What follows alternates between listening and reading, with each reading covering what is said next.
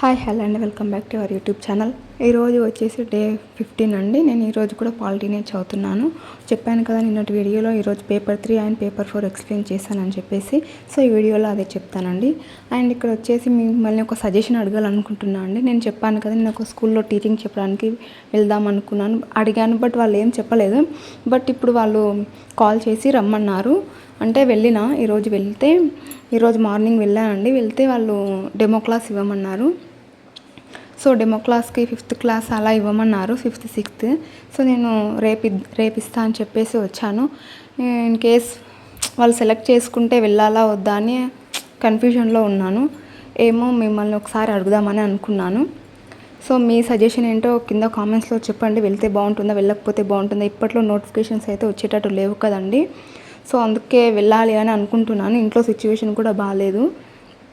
So మీరైతే కామెంట్లో చెప్పండి. అండ్ ఈరోజు మండే కదండి. సో ఈరోజు పూజ చేశానండి.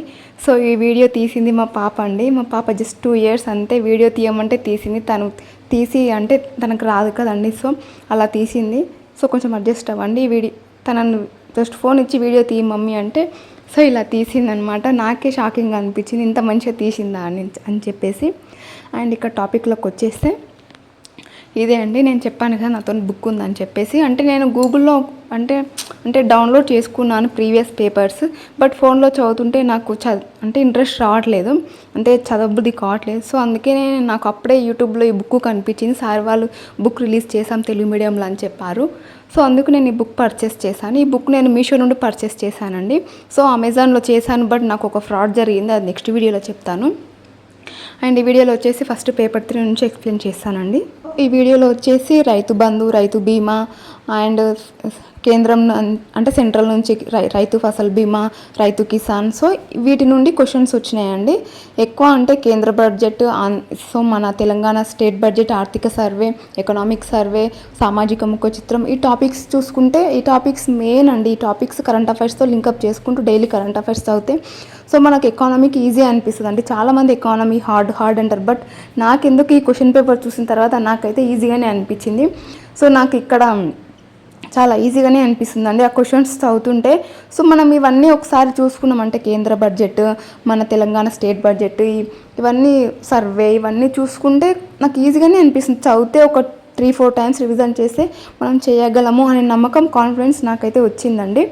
సో ఇవి మనం అనుకున్నాము పేపర్ ఇప్పుడు రేవంత్ రెడ్డి గారు వచ్చిన తర్వాత ఈ పేపర్ అనుకున్నాం, అంటే వాళ్ళు పెట్టిన పథకాల గురించే క్వశ్చన్స్ వస్తాయి అనుకున్నాం. బట్ కేసీఆర్ ఉన్నప్పుడు క్వశ్చన్స్ కూడా వచ్చాయండి. రైతు బీమా, సో ఇవన్నీ రైతు బంధు వాళ్ళు పెట్టినవే కదండి. సో అక్కడ అంటే చాలామంది అనుకున్నారు ఆ క్వశ్చన్స్ అప్పటి కరెంట్ అఫైర్స్ రావని, బట్ అవే కరెంట్ అఫైర్స్ వచ్చినాయండి. చాలామందికి ఇప్పటివే వస్తాయని అనుకున్నారు, బట్ అప్పటివి ఇచ్చారు, చాలా షాకింగ్గా. అండ్ రీసెంట్గా మహిళలకు అండ్ ఇక్కడ 200 units కరెంట్ ఫ్రీ ఇవన్నీ ఉన్నాయి కదండి. సో ఈ క్వశ్చన్స్ వీటి నుంచి కూడా వచ్చినాయి. సో అందుకే ఎక్కువ అంటే తెలంగాణ అండ్ ఇక్కడ సెంట్రల్ నుంచి ఎక్కువ పథకాల గురించి అండ్ వాళ్ళు ఫ్రీ సోర్సెస్ ఏవి పెట్టినారు. సో వీటిలో మనం ఫోకస్ చేస్తే ఎకానమీలో డెఫినెట్గా 150కి 100 డెఫినెట్గా తెచ్చుకోవచ్చు అండి. బట్ స్టాటిక్ సబ్జెక్ట్ అయితే చదివి పెట్టుకొని నోటిఫికేషన్ ఎప్పుడు వస్తుందో సో అప్పుడు 1 year బిఫోర్ కరెంట్ అఫైర్స్ చదివితే ఎనఫ్ అండి. ఎకానమీ నాకైతే చాలా ఈజీ అనిపిస్తుంది. బట్ ఏ సబ్జెక్ట్కైనా అంతే అండి, భయపడితే అది భయపెడతాం. సో మనం సబ్జెక్ట్కి భయపడద్దు, దాన్నే మనం భయపెట్టేటట్టు చేయాలి. నాకైతే ఎకానమీ ఈజీ అనిపించింది అండి క్వశ్చన్స్ చదువుతున్నప్పుడు, సాల్వ్ చేస్తున్నప్పుడు. సో అట్లీస్ట్ మనం ఒక 2-3 times చదివితే సాల్వ్ చేయగలము అనే కాన్ఫిడెన్స్ నాకైతే వచ్చిందండి. ఇదే అండి పేపర్ 3. సో ఇందులో ఆర్థిక ముఖ చిత్రం, బడ్జెట్ ఇవి చూసుకుంటే సరిపోతుంది. అండ్ మ్యాచ్ ద ఫాలోయింగ్ ఇవి ఇచ్చారండి. ఇందులో వచ్చేసి ఏంటి మనం ఇక్కడ ఏం చేయాలంటే మనకి ఇప్పుడు ఏదైనా పథకం ఉందనుకో, ఆ పథకం ఎవరికి, ఎందుకోసం, ఏ సంవత్సరం, ఎవరు రిలీజ్ చేశారు, ఏ డేట్ని రిలీజ్ చేశారు అని చెప్పేసి ఇలా మనము ఒక పథకం చదువుతున్నప్పుడు దాని గురించి ఇవన్నీ చదివితే మనకు కాన్సెప్ట్ అర్థమైపోతుంది. సో ఒక్కసారి చదివినామంటే అలా గుర్తుండిపోతుందండి. ఎందుకంటే మనం ఇవన్నీ డైలీ మన లైఫ్లో చూస్తున్న పథకాలు ఇవన్నీ చదివినవన్నీ సో మనకు ఈజీగా గుర్తుండిపోతాయి. అండ్ ఆ స్కీమ్ ఉద్దేశం ఏంటి, ఇలా ఇవన్నీ మనకు గుర్తు పెట్టుకుంటే ఈజీగానే ఉంటుందండి. అండ్ పేపర్ 4 తెలంగాణ మూమెంట్కి వస్తే ఉద్యోగాల్లో అన్యాయం, నీటి పంపిణీలో అన్యాయం, అంటే వీటన్నిటిలో. సో ఇక్కడ మెయిన్ పాయింట్ ఏంటంటే మన తెలంగాణ వచ్చింది ఎందుకంటే నీళ్లు, నిధులు, నియామకాల కోసం. సో వాటిల్లోకి వెళ్ళే మనకు క్వశ్చన్స్ వచ్చాయి. అంటే పెద్ద మనుషుల ఒప్పందం, ముల్కీ నిబంధనలు, సో ఇలా వీటి నుండి వచ్చాయి.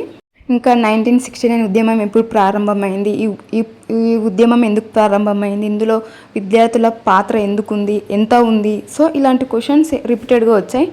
ఇందులో ఏంటంటే ఏదైనా ఉద్యమం జరిగితే ఆ ఉద్యమంలో నాయకుడు ఎవరు, ముఖ్య నాయకుడు ఎవరు, అండ్ గెస్ట్ ఎవరు, ఎక్కడ జరిగింది, ఎప్పుడు జరిగింది, అందులో విద్యార్థులు ఎంతవరకు ఉన్నారు, సో విద్యార్థుల పాత్ర ఏంది, అంటే ప్రముఖుల పాత్ర ఏంది, ఉద్యోగుల పాత్ర ఏంది, అండ్ ఏ పత్రికలు వచ్చాయి అని ఇలా 6 సూత్రాలు 8 సూత్రాలు అని చెప్పేసి, సో పెద్ద మనుషుల ఒప్పందం, శ్రీకృష్ణ కమిటీ, ఇలా వీటి నుంచి క్వశ్చన్స్ వచ్చినాయండి. అంటే ఎక్కువ మ్యాచ్ ద ఫాలోయింగ్, క్రోనాలజీ, చాలా వరకు అంటే క్రోనాలజీ అండి. సో మనకి యాక్ట్ ఎప్పుడు ఏ ఇయర్లో జరిగింది, ఈ ఉద్యమం ఏ ఇయర్లో జరిగింది, ఈ నాయకుడు అంటే ఏ ఉద్యమాన్ని ప్రారంభించాడు, ఈ నాయకుడు ఏ కవిత రాశాడు, సో ఇలా క్రోనాలజీ ప్రకారం అడిగాడండి. సో మనం ఇది చదివేటప్పుడు డెఫినెట్గా ఏ ఇయర్లో జరిగింది, ఎవరు స్థాపించారు, ఎవరు ఉద్యమం స్టార్ట్ చేశారు, ఎందుకోసం స్టార్ట్ చేశారు, సో దాని ఉద్దేశం ఏంటి, ఇవన్నీ మనకు ఒకసారి చూసుకుంటే ఒక అట్లీస్ట్ 4 టైమ్స్ రివిజన్ చేస్తే మనకు డెఫినెట్గా మనకు 150కి 120 అలా డెఫినెట్గా వస్తాయండి. నాకైతే అలానే అనిపించింది. ఈ ఉద్యమం చూసిన, ఈ తెలంగాణ మూమెంట్ చూసిన, అండ్ ఎకానమీ పేపర్ చూసిన. ఎకానమీ పేపర్ కూడా నాకు చాలా అంటే చాలా ఈజీగా అనిపించింది అండి. ఎందుకో రీసెంట్ది మొన్న జరిగిన పేపర్ మాత్రం చాలామంది హార్డ్ వచ్చింది, కరెంట్ అఫైర్స్ అప్పటివి ఇచ్చారు అని అన్నారు. సో మనుషులు చెప్పడంలోనే భయం వేస్తుందండి. సో నేను కూడా ఇన్ని రోజులు అలాగే అనుకున్నాను. బట్ ఈ బుక్ తీసుకున్న తర్వాత చూస్తే ఇంత ఈజీగా అనిపించింది. ఏమో నేను చదవలేదు కాబట్టి నాకు ఈజీగా అనిపించింది. అట్లీస్ట్ మనకు అందులో ఉన్న పథకాలు మనం డైలీ లైఫ్లో చూసే పథకాలే కదండి. మహిళల గురించి 200 యూనిట్స్ గురించి, రైతు బీమా, రైతు ఫసల్ బీమా, ఇవన్నీ సెంట్రల్ పెట్టింది. ఇవన్నీ మనకు చూసినవే కదా, అట్లీస్ట్ మనకు గుర్తుంటాయి. నేను చదవకపోయినా నేను అట్లీస్ట్ వీటిలను అంటే 60-70% నేను ఆ క్వశ్చన్కి ఆన్సర్ నేను చేయగలిగాను. సో చదివితే మనం ఎందుకు చేయలేమని నాకు అనిపించింది. సో అంతే అండి ఈ వీడియో. అండ్ ఇక్కడ చూడండి, ఇది తెలంగాణ మూమెంట్. సో అన్నీ ఒకసారి క్వశ్చన్స్ మీరు కూడా చూడండి. బుక్ అయితే చాలా అంటే చాలా, నాకైతే చాలా యూస్ఫుల్ అయిందండి. సో మనము అంటే సబ్జెక్ట్ చదివిన తర్వాత కూడా మనకు మనం ఎంతవరకు చదివామని చెప్పేసి బుక్లో మనం ఆన్సర్ చేయొచ్చు. ఇందులో ఈ క్వశ్చన్ పేపర్సే కాకుండా అంటే ప్రతి ఒక్క సబ్జెక్ట్కి వెనకాల అంటే PYQs అంటే MCQs ఉన్నాయండి. నాకు అది కూడా చాలా నచ్చింది. సో అందుకే ఈ బుక్ తీసుకున్నాను.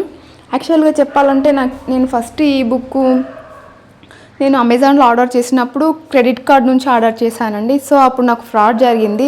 వాళ్ళు బుక్ వచ్చాక కాల్ చేశారు, బట్ మళ్ళీ కాల్ చేస్తే వాళ్ళు లిఫ్ట్ చేయలేరు, బట్ డెలివరీ అయిందని చెప్పేసి అలా వచ్చింది. సో నేను అక్కడ చాలా అంటే చాలా అప్సెట్ అయ్యాను. ఇంకా అందుకే నేను ఇంకా మళ్ళీ ఆర్డర్ చేయలేదు. అప్పుడే తెలంగాణ ఎకానమీ, ఇండియన్ ఎకానమీ కూడా అప్పుడే నేను క్రెడిట్ కార్డ్ ద్వారానే ఆర్డర్ చేశానండి. సో అవి కూడా ఇలానే అయ్యాయి. అందుకే నేను అమెజాన్లో క్రెడిట్ కార్డు ఆన్లైన్ పేమెంట్ మాత్రం అస్సలు చేయదలుచుకోలేనండి. నాకు చాలా ఫ్రాడ్ జరిగింది. సో అందుకే ఈ బుక్ నేను మీషోలో చూశానండి. మీషోలో చూస్తే వచ్చింది క్యాష్ ఆన్ డెలివరీనే బెటర్ అండి. ఆన్లైన్ పేమెంట్ అంటారు కానీ బట్ ఆ బుక్ రాలేదు, కానీ మెసేజ్ వచ్చింది బుక్ డెలివరీ అయింది అని మెసేజ్ వచ్చింది. మళ్ళీ వాళ్ళకు కంప్లైంట్ చేస్తే మీ బుక్ మళ్ళీ 1-2 డేస్లో వస్తుందని చెప్పారు. మళ్ళీ 1-2 డేస్ తర్వాత కూడా మళ్ళీ సేమ్ అలాగే రిపీట్ అయింది, బుక్ డెలివరీ అయింది అని చెప్పేసి అన్నారు. మెసేజ్ అలాగే వస్తుంది, బట్ బుక్ ఎక్కడ డెలివరీ చేసారో నాకైతే అస్సలు అర్థం కాలేదండి. సో అందుకే నేను అమెజాన్లో అస్సలు ఆర్డర్ పెట్టదలుచుకోలేదు. నేను మీషోలోనే బుక్ ఆర్డర్ పెట్టుకున్నాను. ఇంకా ఇది ఎకానమీ బుక్ మాత్రం రావట్లేదండి మీషోలో. నేను చూశాను, మీషోలో బెటర్గా ఉన్నాయి, బట్ మీషోలో రావట్లేదు. ఫ్లిప్కార్ట్లో ఆర్డర్ చేయాలి. మాకు ఇక్కడ దగ్గరలో లేదండి బుక్ స్టాల్. సో అందుకే నేను ప్రతి ఒక్క బుక్స్ నేను ఆన్లైన్లోనే ఆర్డర్ చేశాను, క్యాష్ ఆన్ డెలివరీకే. సో ఫ్లిప్కార్ట్లో ఆర్డర్ చేయాలి అనుకుంటున్నానండి. అంతే అండి ఈ వీడియో వచ్చేసి. థ్యాంక్ యూ ఫర్ వాచింగ్ అండి. అండ్ టుమారో రేపు ఏం జరుగుతుందో అని చెప్పేసి నేను రేపటి వీడియోలో డిస్కస్ చేశానండి. రేపు వెళ్ళి డెమో క్లాస్ ఇచ్చేసి వస్తాను. ఈరోజు అయితే నేను పాలిటీనే చదువుతున్నానండి. అండ్ ఈరోజు క్లాస్ ఏం వినలేదు, బట్ పాలిటీ చదువుతున్నాను అంతే అండి. వీడియో వచ్చేసి థ్యాంక్ యూ ఫర్ వాచింగ్ అండి. ప్లీజ్ లైక్ చేయండి, షేర్ చేయండి, సబ్స్క్రైబ్ చేసుకోండి. చాలా వరకు కొత్త వాళ్ళు చూస్తున్నారు బట్ సబ్స్క్రైబ్ చేయడం లేదండి. సబ్స్క్రైబ్ చేసుకోండి ప్లీజ్. సబ్స్క్రైబ్ చేస్తే నాకు కూడా బూస్టప్గా ఉంటుంది. సో